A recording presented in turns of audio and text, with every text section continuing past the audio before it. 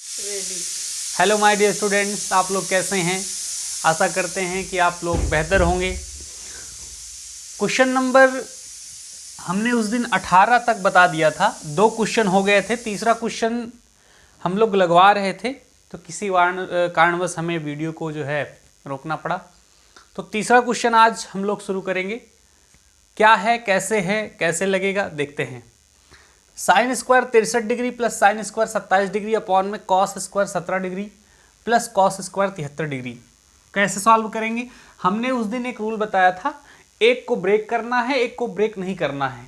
याद रखिएगा इस बात को। तो हम इसको रहने देते हैं, इसको ब्रेक नहीं करेंगे, इस वाले को ब्रेक कर दो। हम 90 में से कितना घटा दें कि 27 हो जाए? 63। देखिए 10 में से 3 जाएगा, 7 बचेगा, 8 में से 6 गए, 2 बचेगा। फिर उसके बाद हम इसको ब्रेक कर देते हैं, एक को ब्रेक कर देते हैं। साइन स्क्वायर 90 में से कितना घटाएं कि 17 हो जाए? 73 degree plus cos square 73 degree. अब देखिए sine square 63 degree plus sine square, देखो sine 90 minus theta cos theta होता है, ये हो जाएगा कॉस स्क्वायर 63 डिग्री अपॉन में साइन 90 माइनस थीटा क्या होता है? Cos theta. Cos square sorry, यहाँ कॉस है ना तो कॉस ही रखो भाई। तो कॉस 90 माइनस थीटा क्या हो जाएगा? Sine theta. Sine square 73 degree plus cos square 73 degree. एक बात बताइए, हमने एक फार्मूला आपको बताया था, sign square theta plus cos square theta की वैल्यू 1 होती है। तो sign square theta plus cos square theta की वैल्यू क्या हो गई? 1। Sign square theta plus cos square theta की वैल्यू क्या हो गई? 1। 1 का 1 में भाग दोगे क्या आएगा? 1। ये आंसर हो जाएगा। क्वेश्चन नंबर 18 का तीसरा क्वेश्चन हमने सॉल्व कर दिया है, स्क्रीनशॉट आप कर सकते हैं। अब हम आप चलेंगे सीधे क्वेश्चन नंबर 19 पे। ठीक है, क्वेश्चन नंबर 19 पे नहीं, एक क्वेश्चन और है, 18 में, इसको भी देख लेते हैं हम लोग। एक क्वेश्चन और है, 4 क्वेश्चन है कुल मिला के। Sine 25 cos 65, sine 25 cos 65 plus cos 25 sine 65, cos 25 sine 65, ये कैसे सॉल्व होगा? देखिए 5 5 10 6 2 8 1 9 90 हो रहा है। 5 5 10 6 2 8 1 9 90 हो रहा है। देखिए एक फॉर्मूला होता है, अगर आप लोगों को नहीं पता है तो आज पता कर लीजिए। साइन ए प्लस बी बराबर होता है sign A cos B plus cos A sine B. ठीक है, ये फॉर्मूला आता है। इस फॉर्मूले पर हम सवाल को लगा सकते हैं। Sign A cos B plus cos A sine B, तो ये तो कुछ ही नहीं है। इस रूप में देखिए, इस रूप में है ये सवाल, और हम इस रूप में कर देते हैं। साइन ए की वैल्यू क्या है? 25 प्लस 65, तो 25 65 जोड़ दो, 5 5 10 हो जाएगा, 6 2 8 1 9, साइन 90। साइन 90 की वैल्यू क्या होती है? 1। फॉर्मूले पर हमने सवाल को लगा दिया। ठीक है, एक तरीके से सवाल और लग सकती है ब्रेक करके। 90 में से कितना घटा दें कि 25 हो जाए? 65। 90 में से कितना घटा दें कि 25 हो जाए? 65। ठीक है, ये पहली विधि थी। दूसरी विधि हम आपको बताते हैं फिर से, सेकंड मेथड। सेकंड मेथड क्या है? देखिए साइन 25 है, साइन 25 है, 90 में कितना घटा दें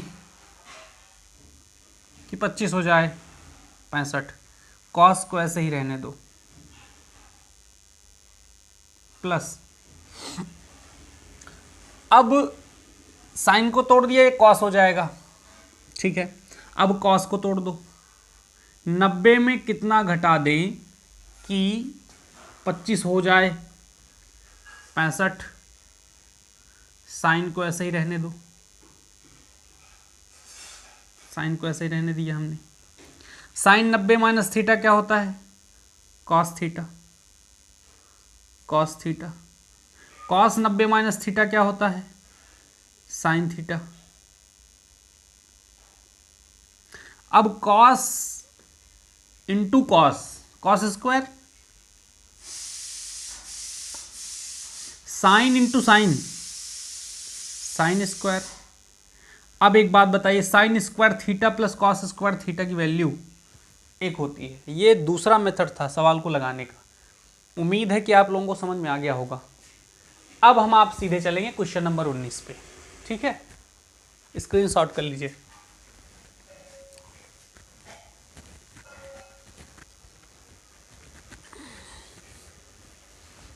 क्वेश्चन नंबर 19।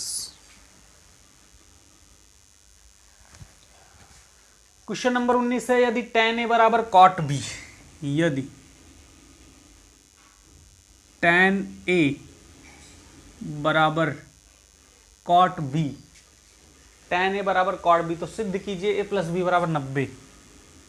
तो सिद्ध करो a plus B is equal to 90। एक बात बताइए, हम tan इधर है तो tan उधर भी ला सकते हैं। कैसे? हम 90 में अगर माइनस बी कर दें, tan 90 minus theta cot theta, tan 90 minus theta cot theta, tan से tan कैंसिल, a बराबर 90 degree minus B, minus B इधर आएगा तो प्लस बी हो जाएगा, a प्लस बी बराबर 90। यही सिद्ध करना था, यही प्रूफ करना था। प्रूव हो गया। क्वेश्चन नंबर 19 के बाद हम लोग आते हैं 20 पर। 20 क्या कह रहा है? यदि sec 4a, यदि sec 4a is equal to cosec a minus 20, cosec a minus 20 degree, ठीक है, तो हमको बोला है a का वैल्यू क्या होगा? a बराबर क्वेश्चन मार्क। तो हम एक काम करेंगे, सेक ये है, कॉसेक ये है, तो हम दोनों को एक ही अनुपात में लाएंगे। सेक है तो हम एक काम करते हैं, इसको लिख सकते हैं कॉसेक 90 डिग्री माइनस 4a, लिख सकते हैं बिल्कुल। क्यों? क्योंकि cosec 90 minus theta sec theta, cosec 90 minus theta sec theta is equal to cosec a minus 20। अब बताइए कॉसेक से कॉसेक क्या हो जाएगा? Cancel. 90 degree minus 4a is equal to a minus 20 degree. अब 90 डिग्री माइनस 20 इधर आएगा प्लस 20, माइनस 4a उधर जाएगा प्लस 4a, 90 20 9 2 11 110, 5a हो जाएगा 5 दूनी 10 5 दूनी 10 5 दूनी 10 5 दूनी, a बराबर कितना डिग्री आ गया? a बराबर 22 डिग्री। ये इसका आंसर हो जाएगा। ठीक है, कुछ भी नहीं करना है, यहाँ थोड़ा सा ध्यान देना है। यहाँ पर सेक है तो इसको कॉसेक करेंगे तब कटेगा, या तो इसको कॉसेक को सेक कर दो तब कट जाएगा। ठीक है, क्वेश्चन नंबर 20 के बाद हम लोग आते हैं क्वेश्चन नंबर 21 पर।